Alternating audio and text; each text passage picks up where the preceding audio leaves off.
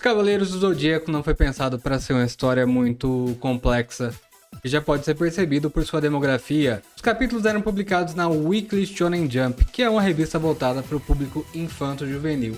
Existe, por exemplo, uma entrevista do autor Masami Kurumada, de 2003, onde ele diz para a revista francesa Anime Land que inicialmente tinha pensado em Athena como um conceito abstrato, uma espécie de projeto ou objetivo pessoal de cada protagonista.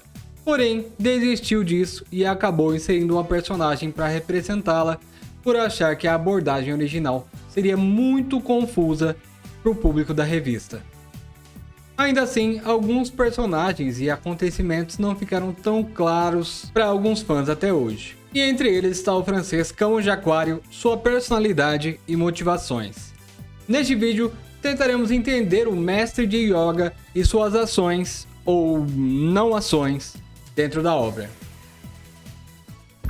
Revolução contra o Santuário. O primeiro arco da história, a Saga do Santuário, ou como está sendo chamado agora na Final Edition, o episódio Athena, é uma história que pode ser lida a partir de várias perspectivas, mas uma das formas mais óbvias de enxergar a temática dessa parte é que ela representa uma história sobre revoluções. Cronologicamente, o primeiro a se revoltar seria Canon, dizendo a seu irmão que ambos deveriam unir-se e tomar o santuário para si. Saga rejeita a ideia, mas acaba ele mesmo se revoltando contra as autoridades do santuário, não sem um pequeno empurrãozinho do Lemur. Toda a história principal, a Jornada dos Cavaleiros de Bronze, diz respeito à revolução da classe mais inferior dentro da hierarquia do santuário contra sua elite que estava corrompida, gerando um conflito onde, resumidamente, existem dois lados. Aqueles que acreditam que os que estão no poder possuem o direito de permanecer assim, e estão dispostos até mesmo a matar por isso, contra aqueles que acreditam que a organização está corrompida e estão dispostos a lutarem para derrubar quem está no poder, mesmo que tenham que matar para isso. E assim como acontece nessas situações na vida real, muitos acabam morrendo nesse processo sem sequer compreender pelo que lutam e a quais interesses estão atendendo. Revolucionários e contra-revolucionários. Por mais que alguns Cavaleiros de Ouro pareçam neutros, é possível definir facilmente um lado para a maioria deles, sendo aqueles favoráveis à revolução, Mudiares, que restaura as armaduras dos Cavaleiros de Bronze, Aldebaran de Touro, que no mangá permite que todos os Cavaleiros de Bronze avancem, apenas por enxergar o potencial de Seiya. E aqui é preciso entender que, caso os protagonistas perdessem, mesmo não se envolvendo diretamente, por ainda possuir dúvidas sobre o certo a se fazer, Aldebaran provavelmente teria que lidar com as consequências de ter liberado a passagem. Já a Yara de Leão, apesar de lutar enquanto controlado, no fim acaba ajudando. Ele cura a perna de Seiya e dá conselhos em relação à batalha contra Shaka. Em determinado momento tem até o ímpeto de ajudar diretamente, porém é impedido por Mu, que conta a ele sobre a provação do destino de Athena. Shaka é um pouco mais complexo, por enxergar a verdadeira essência de Saga, que é boa, e por isso não ter motivos para se revoltar. No anime pode parecer meio estranho, mas no mangá fica claro que Saga em si é bom e os atos malignos praticados pelo Grande Mestre eram todos por consequência do domínio de Lemur. No fim, Shaka acaba apoiando a revolução ao pedir que Mu trouxesse Ikki de volta. O Mestre Doku permite o uso de suas armas de Libra e Miro reconhece Yoga, interrompe sua hemorragia e permite que ele avance. Do outro lado estão aqueles que poderíamos chamar de contra-revolucionários. Saga de Gêmeos, que na figura de Lemur não apenas seria contra a revolução, como também o principal motivo dela existir. Máscara da Morte, que em suas próprias palavras em episódio 0, sempre estará do lado que traga mais benefícios a si mesmo e, sendo assim, não teria motivo nenhum para querer qualquer mudança naquela situação. Shura de Capricórnio, que fora crucial na revolução de Saga, afinal foi ele quem matou Athena e Aioros e seguiu acreditando que estava certo até o último momento, quando se arrepende e decide tentar salvar a vida de Shiryu. E Afrodite, que de forma resumida acredita que quem tem poder tem o direito de permanecer no poder. Ou seja, teríamos 6 Cavaleiros de Ouro a favor da revolta dos Cavaleiros de Bronze, enquanto 4 seriam contra. Com o finado Aioros, que certamente seria a favor, são 11. Mas e o Camus? Afinal de contas, de qual lado ele estava? O estrangeiro. Camus de Aquário é inspirado em Albert Camus, um filósofo também francês nascido em 7 de novembro de 1913, curiosamente do signo de Escorpião. O que é uma informação interessante se lembrarmos que a ideia original de Kurumada Sensei era que Miro fosse um mestre de yoga. Assim podemos supor que se isso tivesse sido levado adiante, as personalidades e papéis desses personagens poderiam ter se invertido. Porém, isso é apenas uma suposição e provavelmente nunca saberemos. O fato é que tanto o Cavaleiro de Aquário quanto o próprio Yoga possuem vários paralelos com as obras do filósofo. Começando por Yoga ser um gaijin, um mestiço, um estrangeiro, o único entre os protagonistas, tal qual uma das obras mais conhecidas de Albert Camus, cujo título é O Estrangeiro.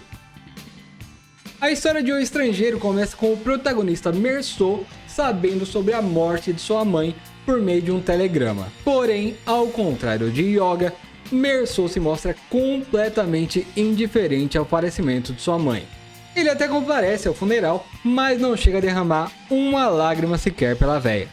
Diferente de Yoga, que passa anos treinando para mergulhar nas profundezas das águas geladas da Sibéria, simplesmente para ter um breve vislumbre do rosto de sua falecida mãe. Quando perguntado se gostaria de ver o rosto da mãe uma última vez, Meursault responde que não era necessário. É quase como se o estrangeiro de Albert Camus fosse o exato oposto do estrangeiro russo de Masami Kurumada. Como se o objetivo de Camus durante a saga das 12 casas fosse converter Yoga em Meursault. Pois enquanto o Cisne tem seu extremo apego à nostalgia, à subjetividade da ausência de sua mãe, Meursault, ele não é insensível e sensível, pelo contrário, o autor faz questão de descrever as sensações dele o tempo todo, inclusive a história é propositalmente contada em primeira pessoa. Mas a sensibilidade de Meursault parece puramente imediata, material, sensorial. É como se o personagem conseguisse viver plenamente no agora, e não tivesse amarras que o prendessem ao passado e nem mesmo projeções que o transportassem ao futuro. O que fica claro quando Maria Cardona, sua namorada, pergunta a ele se gostaria de se casar com ela e o protagonista responde com total indiferença. Pode ser, tanto faz. Essa indiferença, em certa medida, parece presente também em Camus, no sentido de que ele, diferente dos outros Cavaleiros de Ouro, não aparenta dar grande importância a se o grande mestre estava certo ou errado, mas sim estar focado em seus próprios objetivos. A revolta contra o absurdo. Albert Camus é conhecido como um filósofo existencialista. Porém, ele mesmo discordava disso, já que o existencialismo costuma buscar um sentido para a vida. E em suma, as obras dele diziam que a vida simplesmente não possui sentido algum. O absurdismo, a teoria filosófica de Camus, não considera o universo em si absurdo, e nem mesmo a humanidade absurda. O absurdo seria a razão lúcida que encontra seus limites. Ou seja, o mundo nunca seria totalmente inteligível por meio da razão humana. Se você é filósofo, pode me xingar à vontade aí nos comentários e explicar melhor do que eu. Sempre lembro que esses vídeos são leituras minhas, meras interpretações que eu faço sobre as obras. E eu entendo como se a busca por entender o sentido do absurdo, da vida, do universo, daquilo que não é possível de se compreender, é vã, e assim, o melhor seria se rebelar contra o absurdo e, ao invés de tentar entendê-lo, seguir vivendo a partir das próprias paixões, das próprias liberdades. O homem absurdo seria aquele que assumiria a responsabilidade sobre a própria vida, ao invés de tentar compreender aquilo que está além da razão e reconheceria suas próprias limitações. O universo não tem um propósito, mas isso não significa que você não possa criar um propósito para si. Camus de Aquário não tem como saber naquele momento qual dos dois lados está correto. Ele não tem informações suficientes para tirar uma conclusão, assim como a maioria dos Cavaleiros de Ouro. Porém, ao invés de tomar um partido, de se agarrar à ideologia do Grande Mestre ou à revolta dos Cavaleiros de Bronze, diante do que para ele era absurdo, Camus faz sua própria revolução, que é a de ficar indiferente às questões que fogem ao seu entendimento e focar naquilo que acredita que seja seu próprio objetivo imediato: finalizar o treinamento de seu discípulo. O presente e a sucessão de presentes diante de uma alma consciente. Eis o ideal do homem absurdo. O sorriso de Sísifo. Um meme muito comum em páginas de CDZ é o de que o personagem Camus nunca sorri. O que vem dessa faceta dele não demonstrar emoções, de ser um personagem frio. Porém, no manga clássico existe sim um único momento onde vemos Camus sorrir. Uma nuance que, infelizmente, não foi reproduzida pelo anime. Após Yoga dominar a execução Aurora e atingir o zero absoluto, Camus aparece sorrindo no momento de sua morte. Talvez a obra mais famosa de Albert Camus seja O Mito de Sísifo, um ensaio sobre o personagem Sísifo, da mitologia grega, que após enganar a morte, fora condenado pelos deuses a viver para sempre pulando uma pedra para o topo de uma montanha. E, ao chegar lá, a pedra rolaria novamente para baixo como uma punição eterna que o obrigava a executar um trabalho infinito e completamente sem propósito. O filósofo faz uma analogia com a humanidade e a vida humana, cuja única certeza que temos é a morte.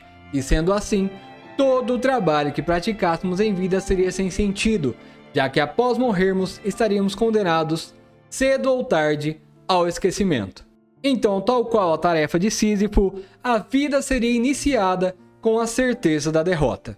Porém, ele conclui que o mito de Sísifo só é trágico porque o herói é consciente. Afinal, o que seria de sua pena se a esperança de triunfar o sustentasse a cada passo? O propósito de Camus, ao ir até a casa de Libra, não era o de matar Yoga, mas sim o de testá-lo e poupá-lo de uma derrota perante os outros Cavaleiros de Ouro.